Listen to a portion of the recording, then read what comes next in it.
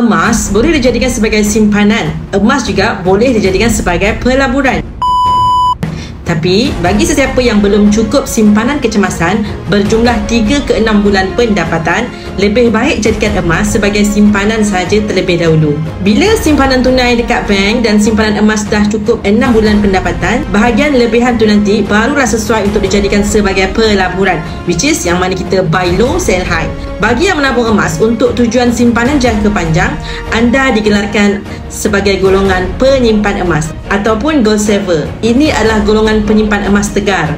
Gold saver ataupun penyimpan emas fokusnya adalah kepada pertambahan gram emas demi gram emas, bukannya perkembangan nilai RM ataupun duit. Kalau tahun ni kita dah memiliki 100 gram emas, maka matlamat kita untuk tahun seterusnya adalah tambahkan lagi kepingan emas kepada 150 gram.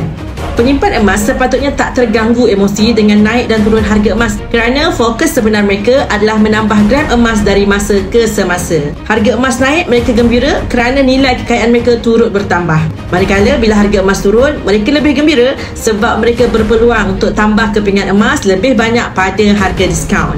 Maka golongan ini lebih peace of mind berbanding dengan golongan pelabur ataupun gold investor.